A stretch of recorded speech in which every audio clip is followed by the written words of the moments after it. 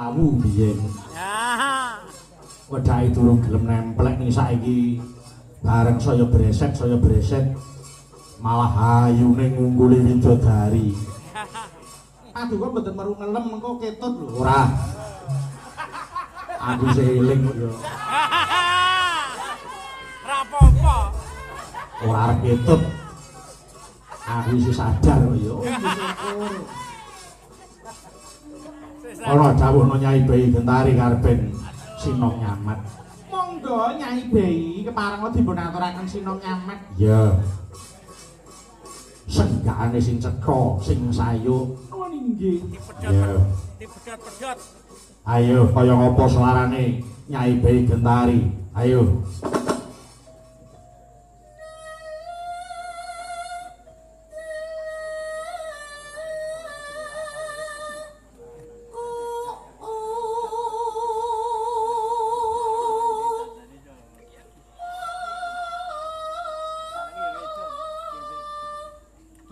Aja ndadakne ora sing ana rampungna dising sawerna-werna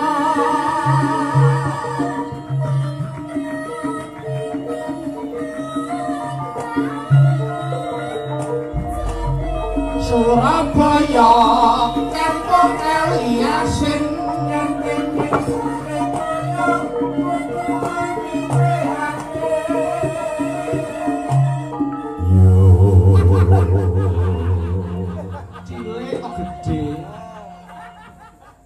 Suarane apik Nyai Bayi Gentari. nggih. Monggo yen wis becik suarane bakal tak unggahe dadi Nyai Menggung. Patobat. Iya. Wis ben Nyai Bayi Gentari kuwi wis duwe bojo apa isih ijen? Wis duwe bojo apa isih ijen ta, Biung? Anu menika tasih piyambakan kok sinuwun. Durung duwe bojo. Dereng. Oh iya. Muga-muga tak ketemu karo jodhone. Karawitan Ngastina ki akeh sing isih Joko. Mungkari milih sing endi sing dadi kekarepane Nyai Bayi Gentari. Sing disenengi kon uding. Engko yen sing dituding ora gelem dikisas gurune ning alun-alun. Kuwi jenenge pemaksaan. Yo, tak tutupno Nyai Bayi. Monggo Nyai Bayi. Nano. Rasa ngimping to. Suara lanang. Yo. Kaya ngapa? Ora nganggo. Ratu Kimin. Ayo kaya ngapa Nyai?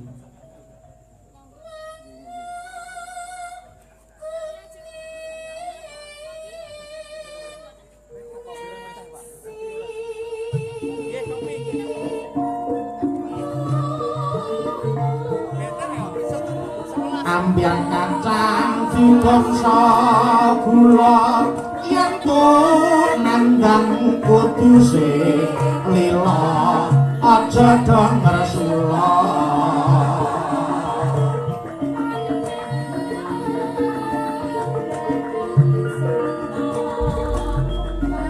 Ojo ati Udah nyandi boyo iso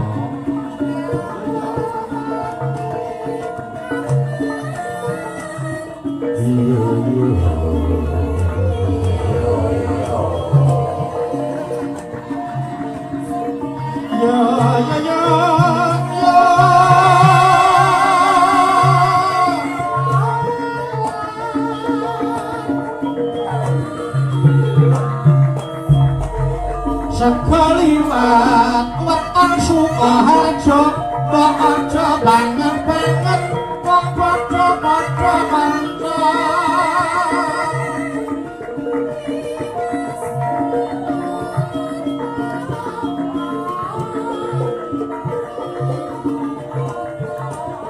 geplak bintang jae yen wis penak jengepelek ndak ilang wahyune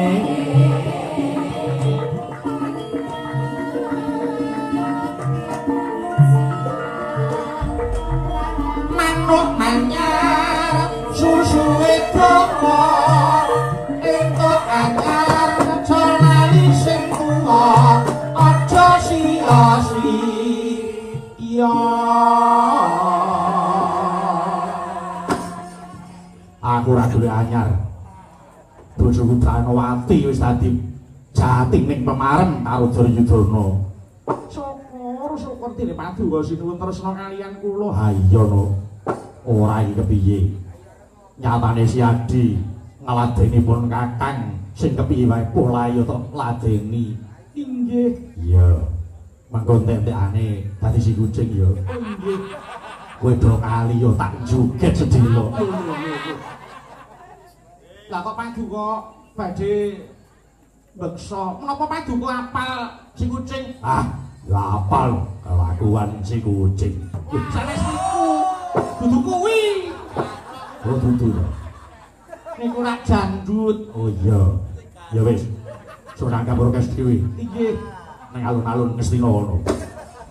Ah tak delok dhewe. Ayo, entekno. Nyai Bayi Gentari entekno.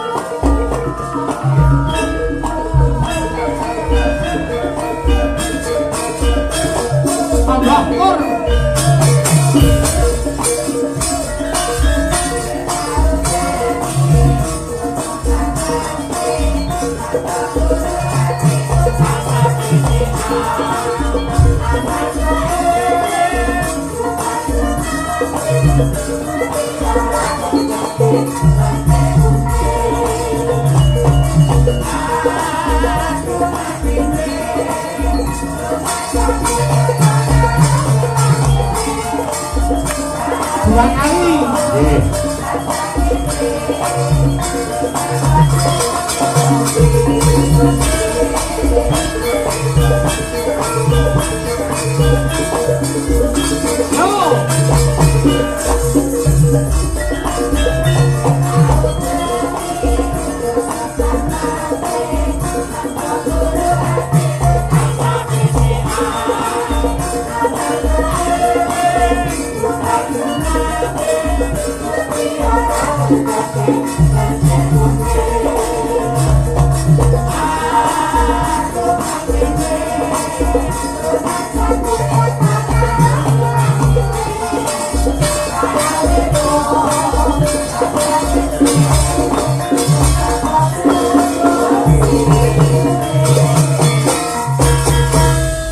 Anakku nduk sing tansah mituhu ana dawuh napa yung sampeyan nimbali anakmu aku. Unjuk syukur ngersane Gusti kang nyipta jagat dene wis paring pirang-pirang kanikmatan, wujude nikmat sehat, nikmat sempat, nikmat iman satemah bisa tetunggalan mapan ana ing dukuh Karang Desa Munggung, Kecamatan Karangdawa. Nggih. Alhamdulillah yung awake dhewe sak kanca napa pakurmatan kang tanpa pepindhan saka keluarga Wageng Trah Mbah Marta Sentana kinenderek nyengkuyung nggone warga Karang ya kuwi ngadani bersih desa. Iya, heeh. Mula sadurunge aku matur sing akeh-akeh nyuwun tulung dhateng para penonton tepuk tangan untuk warga Dukuh Karang. Alhamdulillah. Sukses. Yo, dawuh. Acara iki wis lumadi taunan, Nggih. Oh ngono. Heeh. Ya kuwi acara bersih desa, ya ta? Kuwi secara umum kena diwerdeni bebas dari kotoran debu, noda atau bau. Kuwi sing secara umum. Nggih. Nanging memiliki makna yang luas, mulai dari fisik, ya tahu yang tidak keruh atau tercemar hingga non fisik, tulus atau tanpa campuran. Nggih.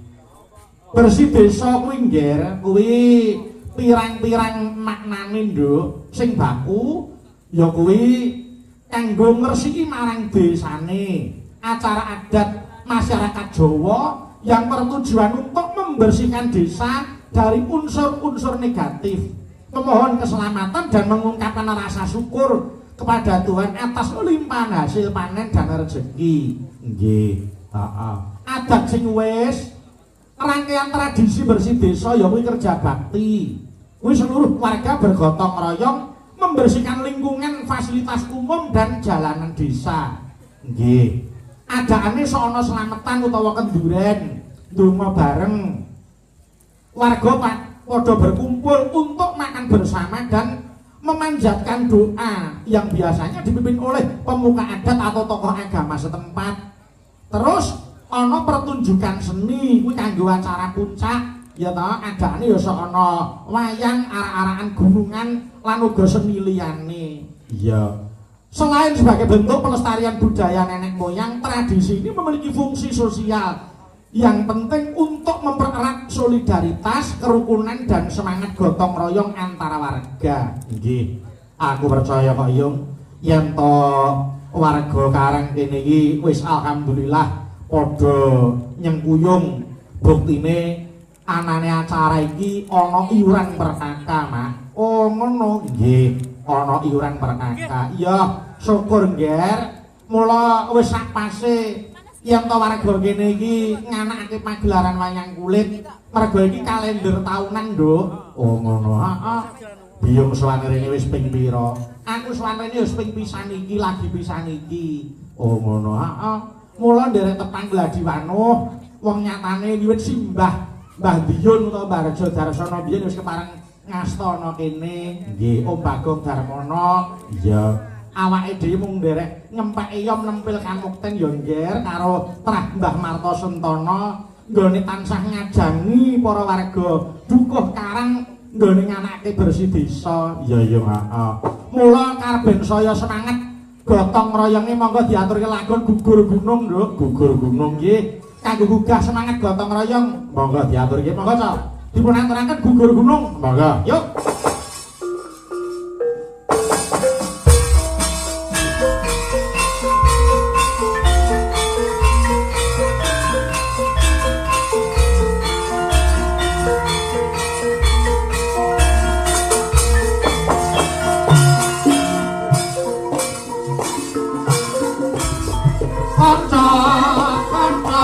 Yai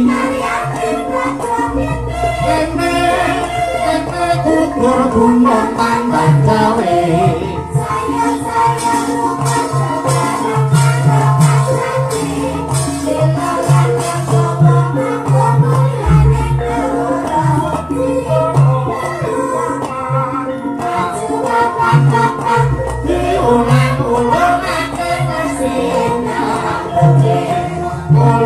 kumpul baris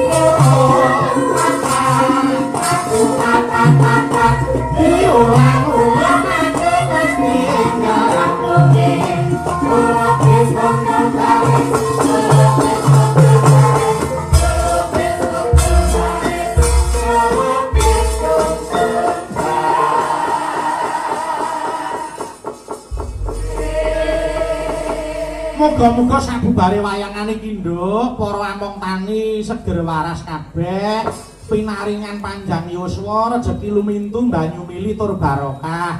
Amin. Muga-muga sawahe ora kena ama, mbuh kuwi ama apa wae, ama tikus lan liya-liyane, muga-muga ilang.